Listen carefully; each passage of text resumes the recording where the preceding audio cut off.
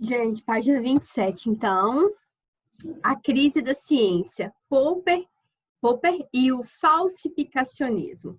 Gente, só de curiosidade, deixa eu perguntar um negócio aqui para vocês. Vocês acham que a ciência, ela, ela é linear? Ou seja, ela acontece uma evolução linear, assim, devagarzinho? Vocês acham que ela acontece nessa linearidade? O que vocês acham?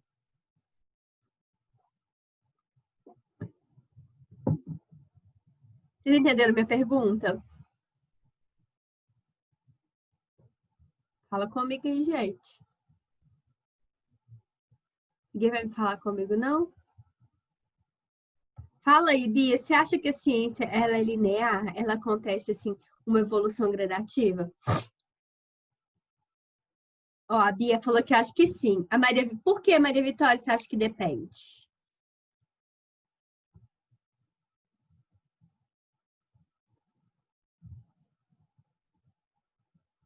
Maria Vitória? Maria Vitória tá aqui, não? Vou explicar para vocês. Hoje a gente vai estudar dois métodos sobre, né, essa questão da ciência. E vocês vão ver a opinião, né, do Popper para poder explicar como que a gente faz para ver, analisar a veracidade de uma teoria. E nós vamos também ver sobre o Thomas Kuhn, o que ele fala sobre essa questão da ciência ser linear, né, seguir uma evolução direta, ou não, tá bom? Então vamos começar aqui. A crise da ciência. Você pode começar para nós aqui, ô Maria Vitória? Posso sim. Karl Popper inaugurou uma nova metodologia para as ciências. Sua teoria sobre como o conhecimento científico é produzido denomina-se modelo hipotético dedutivo e parte não da indução em si, ou seja, das experiências para uma teoria, mas da própria teoria ou hipótese para indução. Só um minutinho, daqui a pouco eu quero que você continue lendo, fazendo um favor. O que acontece? Nós vimos que alguns métodos, eles são indutivos, né? Então, e outros dedutivos. A gente viu que alguns métodos, eles funcionam da seguinte maneira, eles pegam casos específicos para chegar num conhecimento geral. Aqui a gente vai ver que ele já pega o conhecimento em si e pega os exemplos mais particulares para poder analisar uma situação, tá? Vocês vão entender melhor isso aí daqui a pouco. Então, onde que eu for marcando, vocês vão marcando aí comigo. Se tiver alguma dúvida, é só me perguntar, tá bom? Entenderam, gente? Então, o método aqui ó, do Karl Popper, ele pega um aspecto mais geral para ir para um aspecto mais particular. É só vocês lembrarem daquele exemplo do Sócrates. Vocês lembram do exemplo do Sócrates? Quem lembra?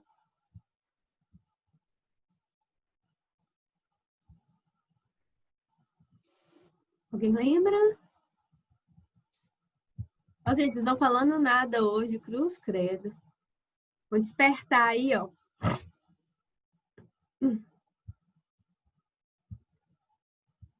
Então, continua fazendo favor, Maria Vitória.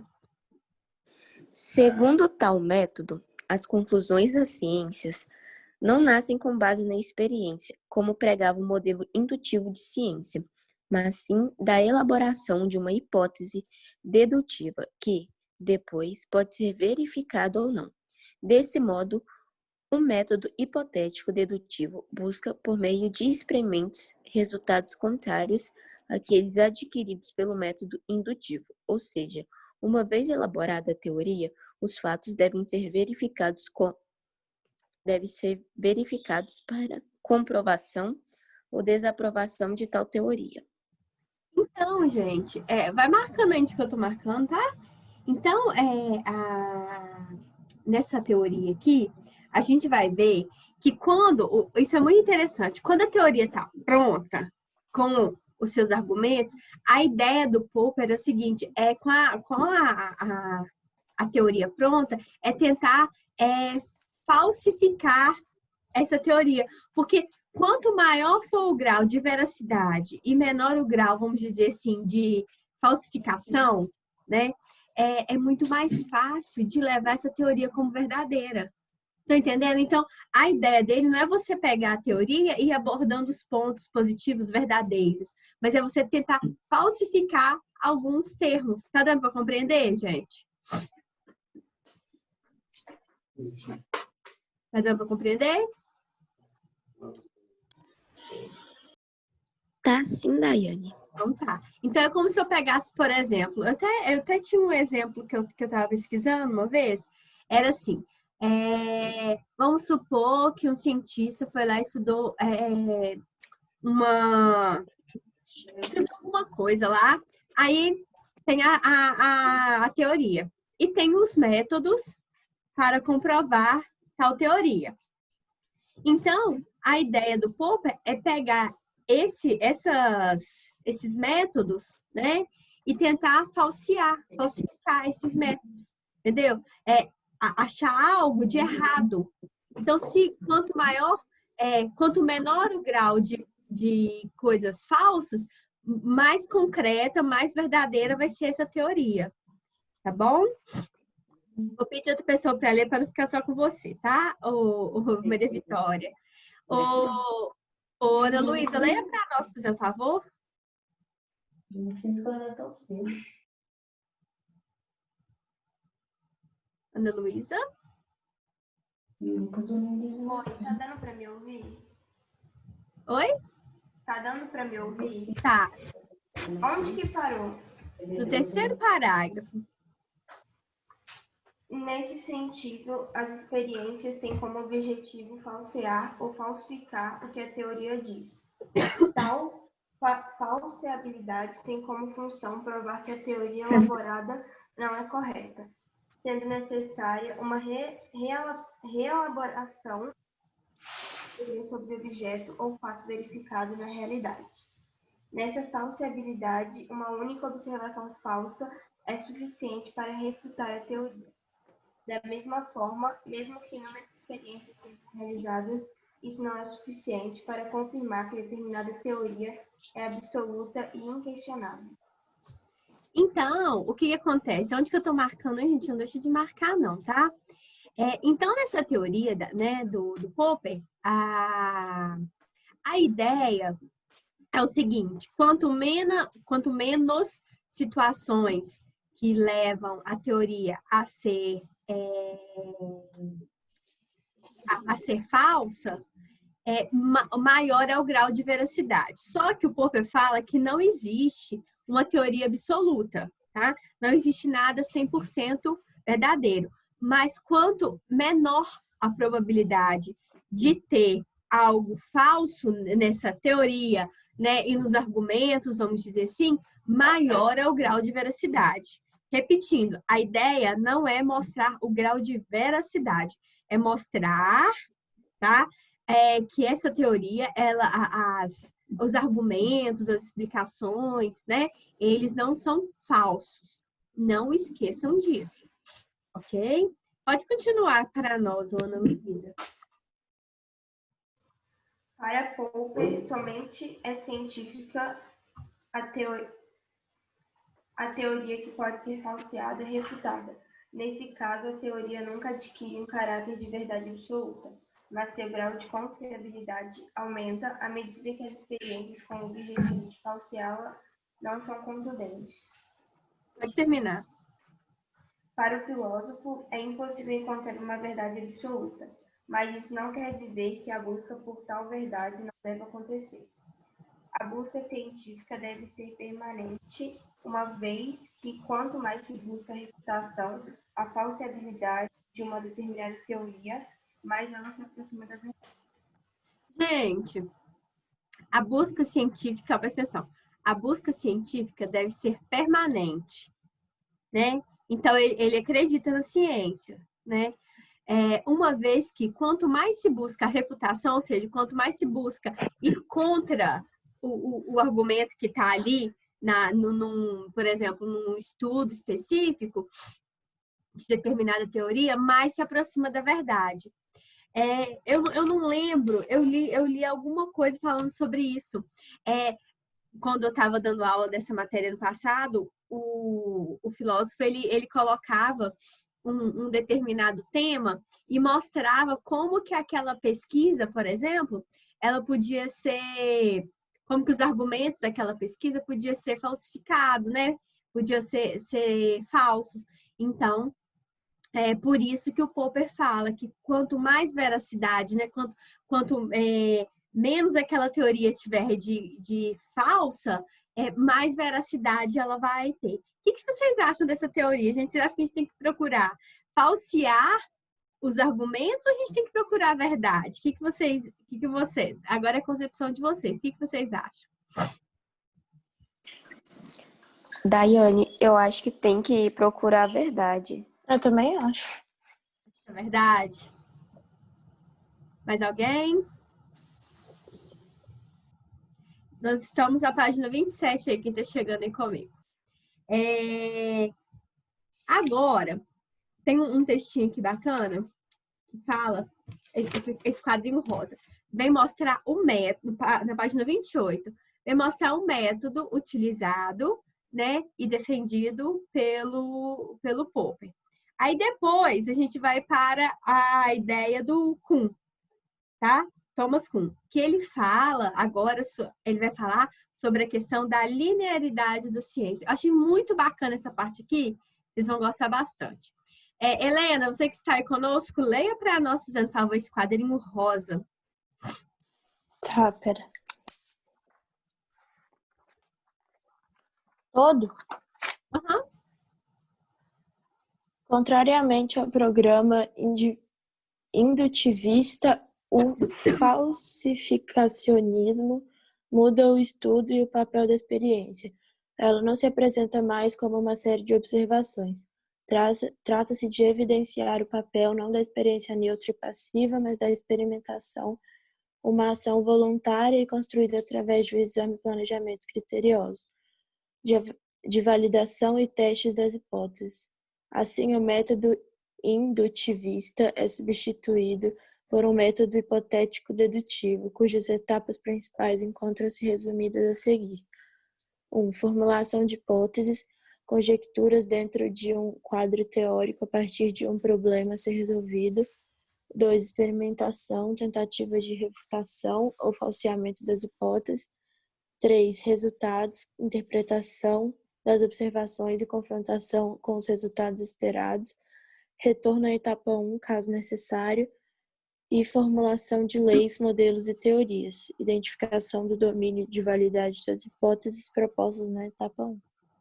Então, deixa eu explicar de forma simples, tá? Aqui que fala um monte de coisa, né? E é assim. Então, por exemplo, deixa eu fazer um exemplo bobo. Falei assim, formulei um produto para o cabelo. Vamos supor que eu sou, né, uma pessoa que faz experimentos assim, com produtos para cabelo.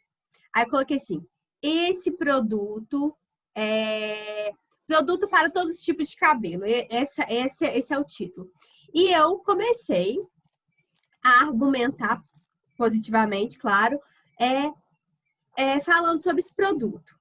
Então, esse produto é bom porque ele hidrata o cabelo, porque ele vem, é um produto vantajoso porque vem num frasco grande. Aí eu fui argumentando. Aí, beleza. Então, eu tenho, né, gente, o quadro teórico com a importância do produto e tal. A ideia, no caso desse exemplo aqui, é eu tentar argumentar algo contrário ao produto. Se, por exemplo, aí eu coloquei que ele é bom para todos os tipos de cabelo. Só que eu esqueci que para cabelo loiro ele não é bom. Então, o quê? Aí, vamos supor que usando essa teoria do Popper, eu falo assim, eu estou indo contra o produto, um exemplo. Aí eu falo assim, esse produto não é bom para o cabelo loiro. Aí é uma coisa que eu estou utilizando para refutar, para justificar que o produto não é para todos os tipos de cabelo. Tá entendendo? É um exemplo assim bobo que veio aqui na minha cabeça agora, mas só para vocês entenderem o que é essa teoria. E sempre que preciso for para explicar alguma coisa, para refutar, você retorna na etapa 1, tá? Que é a formulação de hipóteses dentro desse quadro aí para tentar refutar tal situação. Beleza? Deu para entender, gente, essa parte aqui? Deu para compreender? Deu, Daiane. Deu. Ô, gente, só a Maria Vitória que me responde, olha.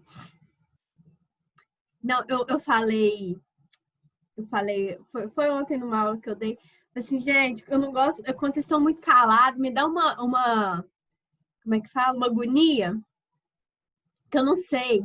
Eu falei com a aluna assim ontem, eu não sei se vocês estão entendendo, se vocês não estão entendendo, se tá ruim, se tá bom. Aí a aluna disse, não, Daiane, a sua aula é bacana, deu pra gente entender e tal. Eu fico assim, mas a gente não entende, porque vocês estão tão caladinhos. Ah, não gosto da primeira aula, não. Isso judia de mim.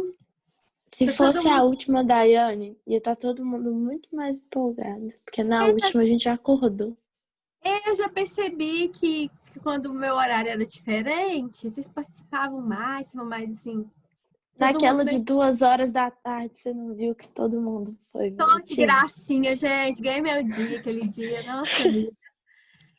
Tá todo mundo com sono ainda. Até quem participa, que tem gente que é mais tímido, mas até quem participa tá assim meio ainda, né? Meio mole. Agora, lá na página 28, e os paradigmas. Então teve gente, antes de compartilhar lá, teve gente que acha que o desenvolvimento científico, né, ele é linear. A gente vai ver que para o Thomas Kuhn, isso não é verdade. Não é verdade. Porque, segundo ele, muitas vezes acontece quebras de paradigmas. O que seria isso? Rompimento. Às vezes a ciência precisa ser rompida para evoluir, ou seja, para ir para outro estágio. E a gente vai ver isso, gente, muito bem em diversas teorias. Eu vou aqui no material, nosso material traz uma teoria que vocês já estudaram. E eu vou dar exemplo de outras que eu quero mostrar para vocês, que muitas vezes a ciência ela não segue essa linha reta, mas às vezes acontece um rompimento porque às vezes as coisas que eram defendidas antes, seja pela igreja, né, que era uma grande instituição, até hoje, né, gente, mas falando assim, ela é muito associada na Idade Média às explicações de muitos dos fenômenos. Por muitas vezes alguns conceitos tiveram que ser rompidos, porque eles eram falsos, que eles não eram verdadeiros. Vocês podem me exemplificar aí alguma coisa dentro da história, dentro da história mesmo, que tem a ver com a explicação científica, que acabou acontecendo um rompimento? Alguém sabe? A Bia falou uma. Que a defesa, né, o Bia, que a Terra era plana. Os grandes navegadores, né, do século XVI, eles tinham muito medo, vocês já estudaram isso, tinham muito medo de navegar e cair no abismo, né, porque achavam que a Terra era plana. E sem contar os monstros do mar, né, que eles acreditavam, dos oceanos, que eles acreditavam. Tem mais algumas, né? Imagina se tivesse, tipo, de verdade, tipo, você chegar na parte do mar, você cai.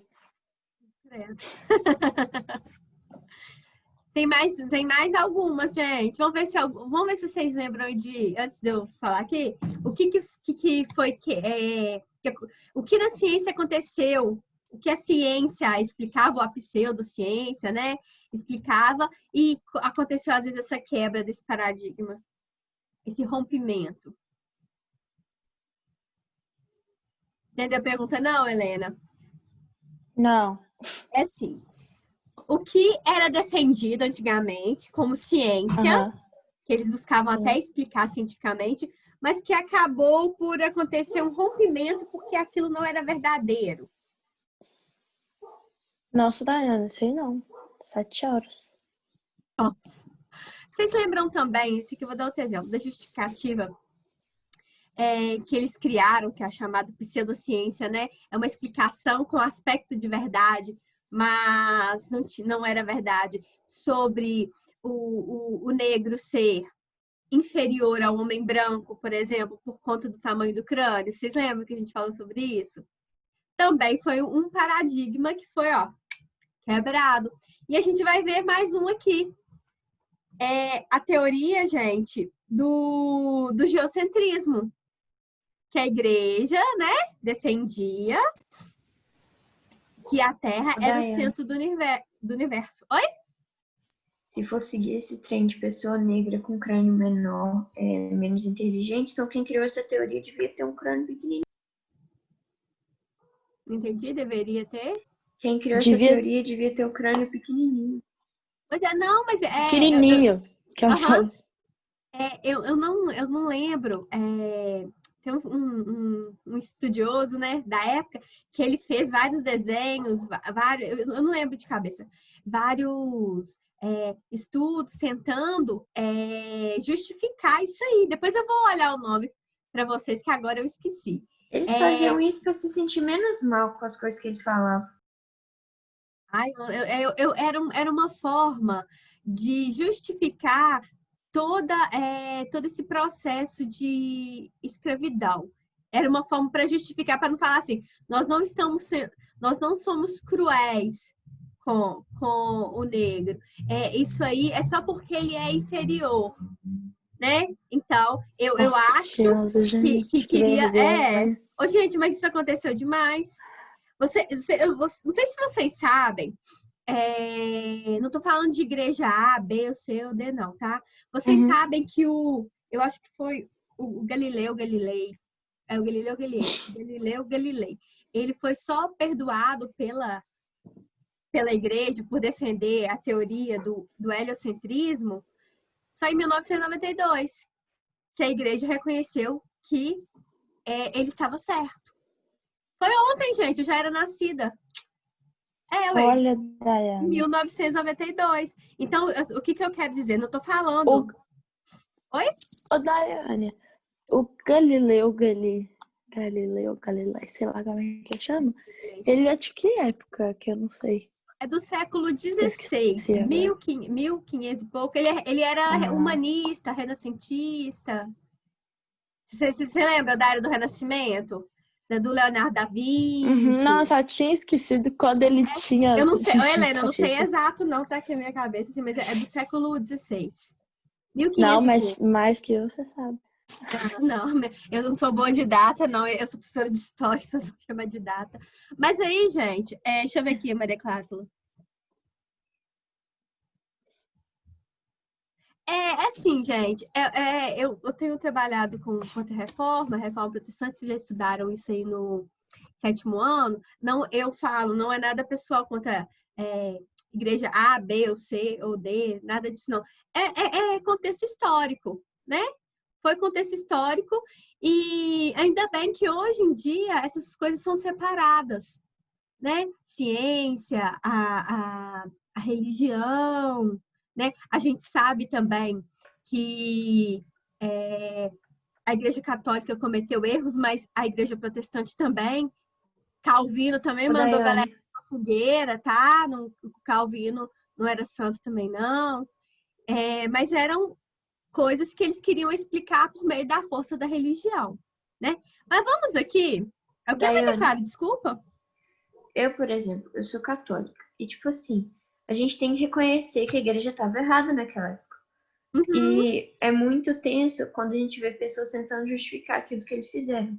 Não tem justificação para aquilo, sabe? É porque as pessoas que lideravam a igreja na época eram muito gananciosas e fizeram coisas daquilo. Então a gente tem que reconhecer que estava errado. Exatamente. Assim como eu estava dando aula ontem sobre isso, eu falei assim, gente, o João Calvino, né, que criou a Igreja Calvinista, por exemplo, ele também condenou, acho que não sei se foi o Jordano Bruno. Ele condenou um sujeito lá que ele era da área, ele era humanista. Ele mandou o sujeito para a fogueira também. Então, a Igreja Protestante também cometeu erros. Entendeu? Esse povo, qualquer coisa que você faz errado, eles mandam pra fogueira. Não, era na época né, da Contra-Reforma, daquela época aí, do século XVI, mais ou menos, eles não apoiavam a ciência. Mas vamos falar aqui dos paradigmas que vai casar com isso aqui que a gente está falando. Ô Maria Clara, você que está aí com a gente também, você pode ler aí para nós? Página 28, com e seus paradigmas. Só um segundo, Daiane. Já vou ler. Eu só tô arrumando o trem aqui. Peraí.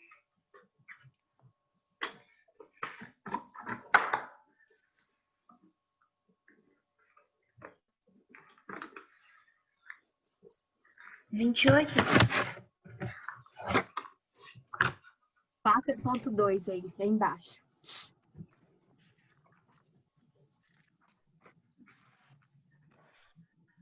Thomas F. Kuhn estudou física na Universidade de Harvard, nos Estados Unidos. Após finalizar, em 1949, o doutorado nessa área, e na mesma universidade, dedicou-se a estudar a história e a filosofia da ciência. Foi professor de filosofia na Universidade da Califórnia, em Berkeley, e também na Universidade de Princeton. Em 1971, transferiu-se para o Instituto de Tecnologia de Massachusetts, MIT, em Cambridge, Massachusetts, nos Estados Unidos. Em sua filosofia epistemológica, fez críticas ao indutivismo e também ao falsificacionismo de Popper. Defendeu que não era possível identificar um progresso lógico nas atividades de pesquisa científica ao longo da história. Isso significa que não existe uma linha que perpassa e conduz logicamente os avanços no campo da ciência ao longo da história. Ao contrário, os critérios pelos quais é possível identificar os vários campos da ciência são históricos, políticos e sociológicos. Bonitinho, Maria Clara.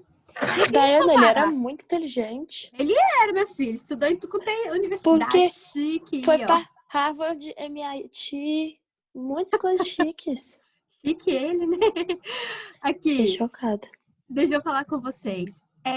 E essa justificativa dele é muito interessante, porque se a gente for olhar no contexto histórico, a evolução do homem, ela não foi linear. Vocês devem ter estudado isso lá no 6º ano. Por quê? Segundo, né, gente, os estudiosos, os hominídeos que habitavam, né, os homens da pré-história que habitavam na Terra, eles não passaram por uma evolução linear. Segundo explicado, existiam regiões, por exemplo, que nós tínhamos australopitecos, outras regiões ardipitecos. Então, acontecia no mesmo período, tá, cronológico, existir em regiões diferentes do mundo diferentes evoluções dos homens pré-históricos. Então, olha que interessante. Então, a ciência ela não é linear. A história, muitas vezes, ela não é linear. Ela não evolui gradativamente. Existem algumas situações e alguns grupos que estão mais atrasados, outros mais evoluídos, e situações também históricas. Tá bom? Daiane, imagina diga. se algum dia coincidiu de uma parte do mundo ter humanos que andam em pé e outra que eles ainda não andavam. Mas tinha, ué. Eu não sei se vocês lembram que essa matéria do 6º ano, vocês vão ver ela, vocês verão ela no 1º ano, novamente, a pré-história. Vocês vão ver... É doido pensar isso, porque estavam vivendo na mesma época e vivendo de formas completamente diferentes. Assim, é lógico que não era assim, vamos supor. Homo sapiens sapiens, que, né, somos nós.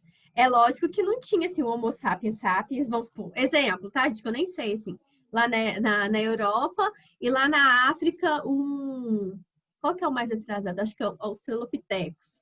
Então, é lógico que não era dessa maneira, mas Aham. existia, por exemplo, existia um mais evoluído e um menos evoluído em regiões distantes, existia. Isso aí, segundo O estudos, pior é que, existe tipo sim. assim, algum fazia uma descoberta e não conseguia passar pro outro. Aí Exatamente, porque era os outros distante. tinham que descobrir a coisa no tempo deles também. É que na marra, né? Porque não tinha essa questão de tanto de encontro informação, tá? Pode ser, presta atenção, gente, isso aqui que tem que ser um estudo mais aprofundado. Pode ser que às vezes até algum encontrou com o outro, mas a gente não tem assim muita explicação, porque são coisas pré-históricas, fatos pré-históricos e que não tem muita fonte para pesquisa. Mas pode ser que tenha acontecido. Isso aí tem que ser uma pesquisa mais apurada. Gente, só para dar uma agilizadinha aqui, porque eu queria ver se eu terminava essa matéria hoje, por conta de que nós teremos uma semaninha de folga, né? Daqui uns dias. Ah, semana de outubro, né? Aí eu tenho que correr para eu ter matéria Graças para a a prova. Deus. Vamos lá, então. Deus é Marca bom esse parágrafo demais na minha aqui. vida. Ó, vou falar mais rapidinho agora, tá?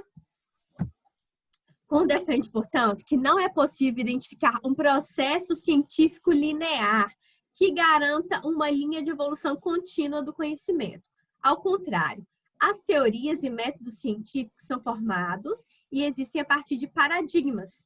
Cada novo paradigma é, na verdade, uma revolução do conhecimento ou no conhecimento, e sua consequência é o abandono da estrutura teórico-científica anterior, sendo então substituída por uma nova estrutura diferente e incompatível com a anterior. Então, a quebra de paradigma, gente, seria o rompimento de algo anterior, que não trazia verdade, para algo novo que traz justificativa, que traz explicação.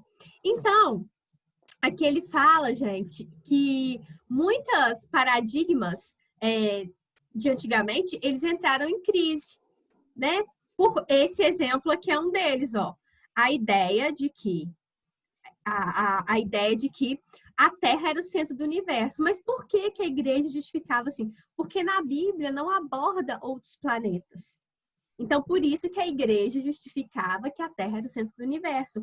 E com o passar do tempo, né, a partir de estudiosos como Copérnico, Galileu Galilei, essa galera toda, né, conseguiu explicar que, na verdade, a teoria geocêntrica era errada. E a ideia correta era que o Sol é o centro do universo, tá? Podem marcar esse parágrafo aqui também. Leia aí para nós rapidão. Quem quiser ler, fazendo favor, esse parágrafo que eu marquei. Rapidinho, que nós temos só 4 minutos. Assim, uma ciência que continuamente evolui durante um tempo de seu desenvolvimento se considera como a ciência normal. Durante esse período, todos os homens veem o mundo nessa mesma perspectiva, ou seja, a partir dessa mesma visão científica. No entanto, em um determinado momento, alguns adeptos ou praticantes dessa ciência normal se deparam com contradições internas a esse modelo científico e concluem que a forma de ver e compreender a realidade ou o mundo a partir dessa concepção científica não é mais adequada, levando à busca de outras formas de compreender a realidade. É exatamente essas novas e diversas formas de compreender e enxergar o mundo e a realidade que Kuhn chama de paradigmas. Então, gente, a ciência normal seria a crença que eles tinham na evolução linear, tá?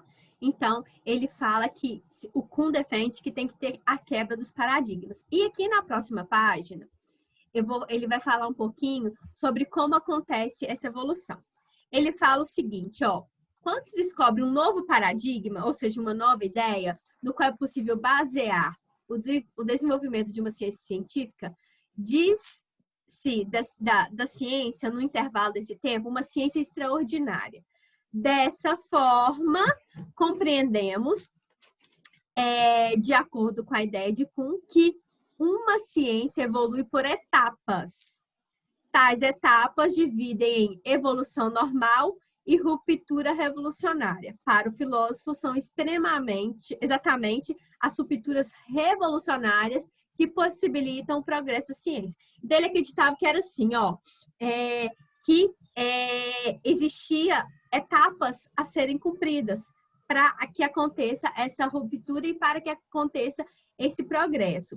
Então, ele vem falar aqui da ideia que eu já abordei, né, da ideia do geocentrismo, que foi uma ideia defendida por muito tempo, mas que foi rompida a partir de estudos, né? A partir de muitos estudos. E aí é que fala das pessoas que foram perseguidas, ó. Galileu Galileu, Giordano Bruno, e diversas outras pessoas foram perseguidas nesse período aqui. Então, ó, pode marcar aqui também. Daiane, Oi. antes da sua aula acabar, na página de cima, é para gravar a legenda? É para grifar a legenda? Sim, para grifar a legenda, porque vai que eu cobro, né? Esse exemplo aqui numa prova, no teste. Então, um dos exemplos, assim, muito bacanas, é esse aí, da ideia do rompimento com o geocentrismo e a defesa do heliocentrismo, tá? Então, ele fala, então, para a gente fechar aqui, que a quebra de paradigmas é importante para que a gente consiga chegar numa ciência mais... Você abolir, né, gente, alguns paradigmas que foram errôneos e para a gente, às vezes, começar até do zero. Porque às vezes a gente tem que começar do zero, né? Se você ficar batendo num negócio que não existe, você nunca vai achar resultado. Às vezes você tem que começar com uma nova teoria. Tá bom? Aí aqui fala das pessoas que foram perseguidas, né?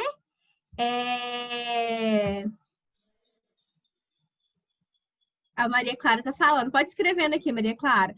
Gente, a aula vai fechar aqui a qualquer instante. Vou mandar um exercício lá no grupo. Não deixem de fazer, porque vai ajudar vocês na prova. Esse